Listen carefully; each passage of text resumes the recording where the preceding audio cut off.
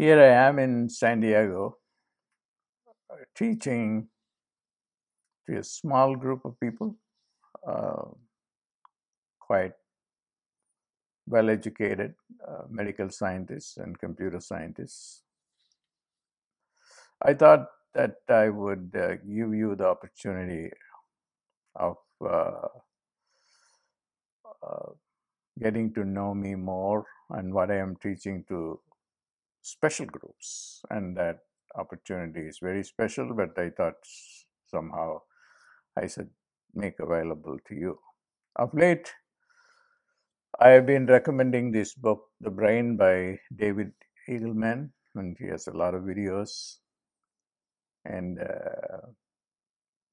I'm very interested in him because of his ability to present things, complex things, in a very palatable and understandable way. And I'm interested in him for yet another reason, because he wonders why the brain is very important, but nobody cares. They are more interested in the very first page in the introduction. He says, given the centrality of the brain in our lives, why people never study it, and they are only interested in celebrity gossip and reality shows. And I know the answer. The answer is people are unconscious. Now, that's not what I'm going to be focusing on in this session. What I want people to do is to read a book like this. It's very useful, a lot of information. And I may do sporadically some videos on his teachings, not just repeating his teachings, but then to give you my own perspective on the brain from a spiritual point of view. So the big let's start with understanding the world through the brain. The brain is our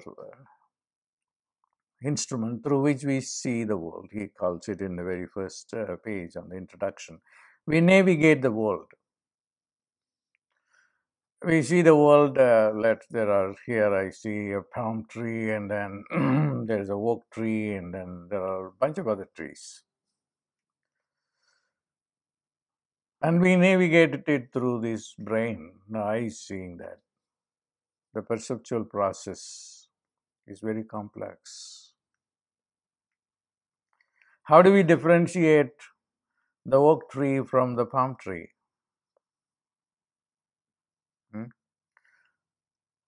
And then there are some other small plants as well. Now, understanding everything through the physiology of the brain is needed, and we have done it too much or too little. But what we need to do is something more. What we need to do is ask more deep questions. And here is Eagleman saying, our dreams and our waking lives emerge from its billions of zapping cells. So he says, our dreams and our lives emerge from the zapping of the cells. And here is what you have to understand, it's only a half truth. Why? The zapping of the cells do not create experience. Electricity is not experience, nor the chemicals, neurotransmitters can give you meaning. How does meaning emerge? Out of chemicals or out of synopsis?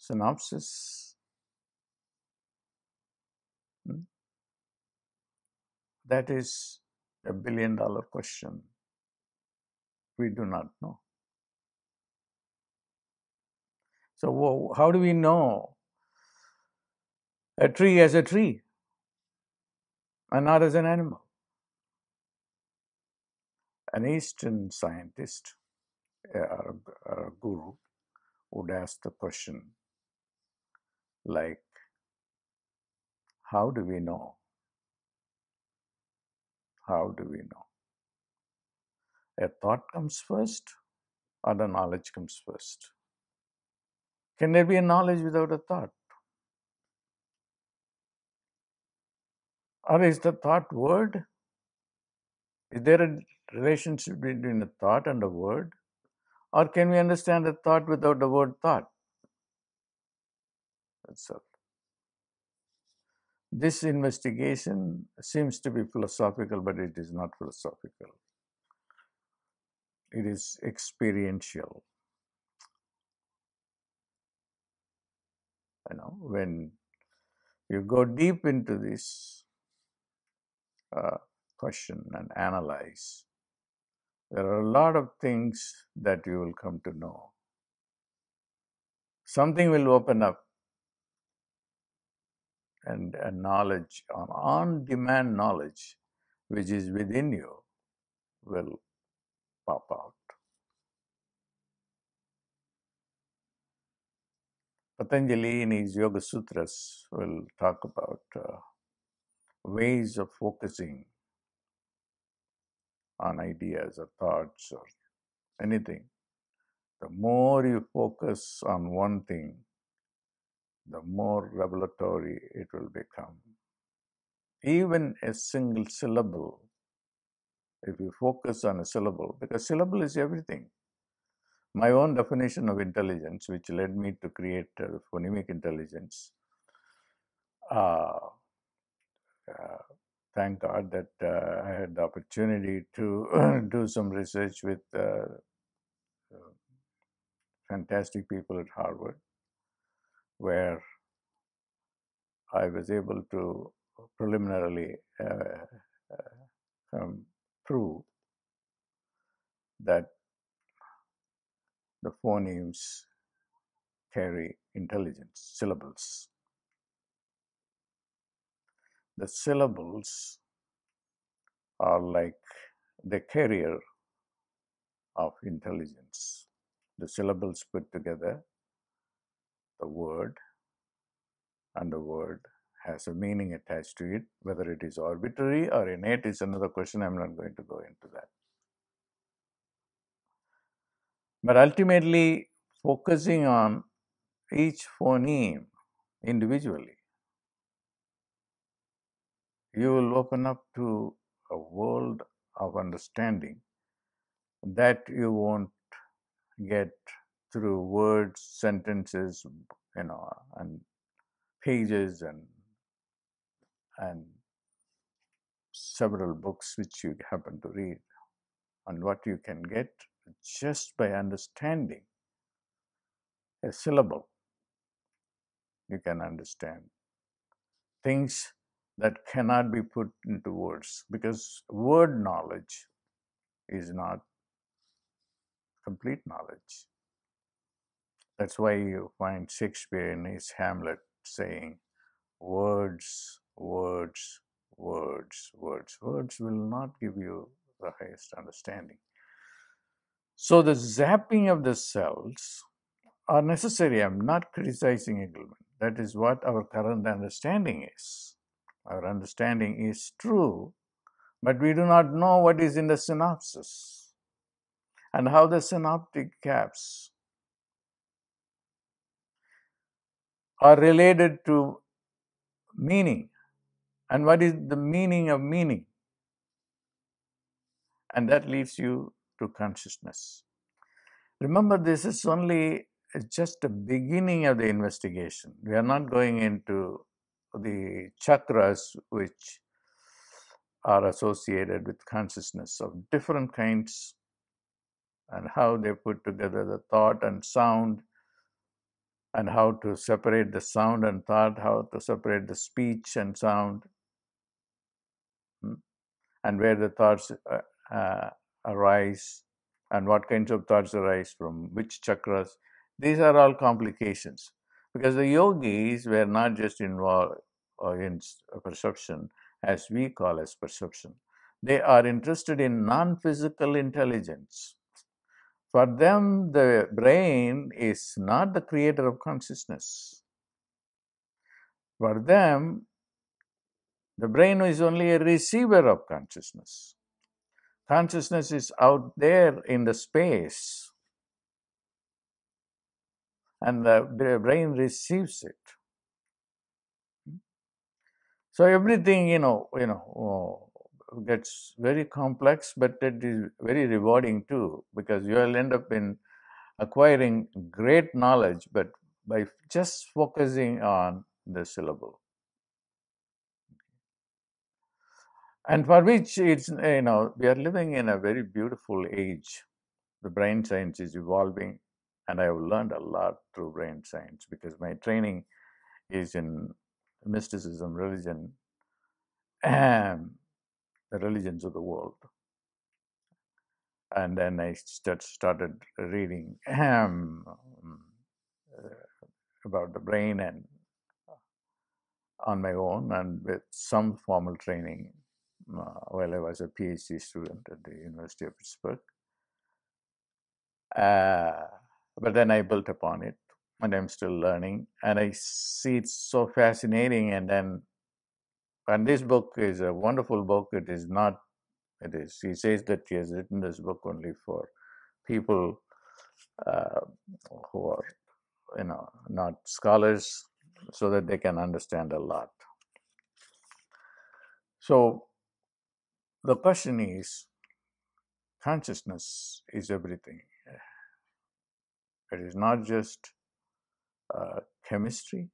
It is not just electricity. It is something very mysterious. And the mystery is just in the syllable. The syllable, just for analogy's sake, is like a boson. Like the boson is the creator of this world. That's why they call boson as the God particle. So the intelligence particle here is the syllable. And the syllable carries the highest intelligence. Even your I, the consciousness of I, and about which he talks about in the first, who am I? Who am I? And that reminds me of Raman Maharshi, whom Carl Jung went to see him. After, in those days in the 1940s, he went there. Carl Jung had diarrhea. He was traveling in a ship. 3 months, 4 months later, he reached India to see this great man who is considered the most enlightened person who recently visited the earth plane. On seeing him, although he had diarrhea and great discomfort, Carl Jung paid the greatest tribute to Raman Maharshi by saying, "He's the whitest spot in the white sky." He never asked any question. He had a lot of questions that he wanted to ask him, but all the answers came to him by looking at this man. And he returned to the West after great uh, understanding and experience from the visit with Raman Maharshi at Tiruvannamalai in southern India. Now, there is a level of learning that takes place at the non-physical level. A guru is a truly enlightened guru has the capability of giving that experience to people. That's the reason why, as an aside, I decided to do a live program for all of you, as you know. So this, to come back to his, who am I? and he understands it, and he gives a perspective which is interesting to know. How everything is changing. It is not you are changing, because as the brain never remains the same. I'm glad that he has put this title as "Who am I?" Who are you? You are not the same person. Now, the quantum physics says the same thing. Heisenberg's theory of uncertainty, everything is uncertain. Also, I want you to look at another video that I made on you are not who you think you are to be, because there are three kinds of I living in you. One is your robot I, your identity as a doctor here sitting, or a scientist sitting. I'm a scientist, I'm a doctor. No, that is a robot understanding. But if you just put more attention, I'm not that my vocation, I'm more than that. And I've, given the fact that everything moves, every time the brain changes and the energy around changes, and then there is, and the particles are, everywhere, not local at one place. So in that way, there is another I that comes to you. And the third I, but not this third I, the number 3 I that I'm talking about, is the divine I, where I am that I am. When Jesus says, how can you come to God? It is only through me. I am. I am the way that I am. So the lesson here is we have to learn brain science along with mysticism. And you will have a great understanding by bringing them together. I will do more videos. Then I have, I thought I would interrupt and give that video for you. So I have to go back and do other things. So I will periodically do some videos on this topic again. Look forward to that. God bless.